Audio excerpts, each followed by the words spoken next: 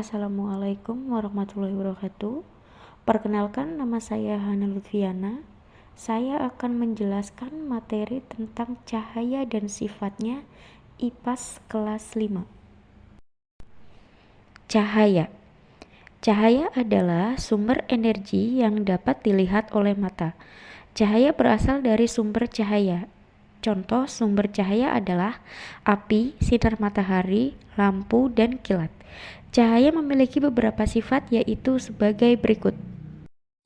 Yang pertama, cahaya dapat merambat lurus. Berkas cahaya dapat merambat lurus, contohnya cahaya matahari dapat masuk ke dalam ruangan atau melalui celah-celah dan tampak seperti garis lurus. Yang kedua, cahaya dapat menembus benda bening. Cahaya dapat menembus benda-benda bening atau disebut juga transparan. Oleh karena itu, kita bisa melihat dengan jelas benda-benda tertentu melalui benda transparan seperti kaca. Sebaliknya, cahaya tidak dapat menembus benda-benda gelap seperti contohnya tembok. Ada pula benda yang sedikit ditembus cahaya atau buram. Pada benda ini, cahaya hanya bisa menembus sebagian. Oleh karena itu, kita hanya bisa melihat benda dengan samar. Sifat cahaya yang ketiga, cahaya dapat dipantulkan. Cahaya dapat dipantulkan pada benda-benda yang memiliki permukaan yang mengkilap, contohnya cermin dan air. Berdasarkan permukaan bidang pantulnya, pemantulan cahaya dibedakan menjadi dua, yaitu pemantulan baur dan pemantulan teratur. Pemantulan baur terjadi ketika cahaya mengenai benda dengan permukaan bidang pantul yang tidak rata.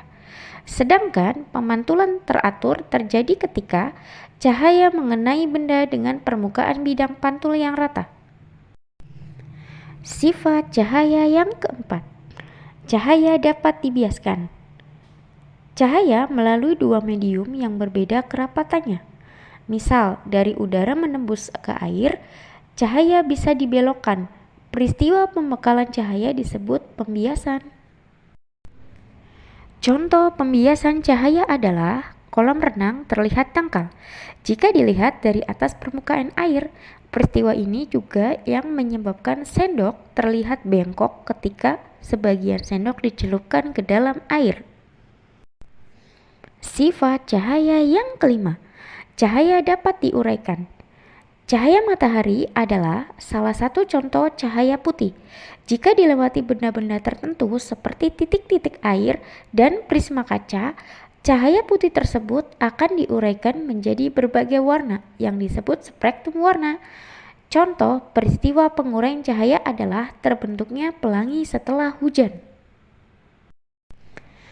Sifat cahaya yang keenam, ketika cahaya dihalangi akan membentuk bayangan.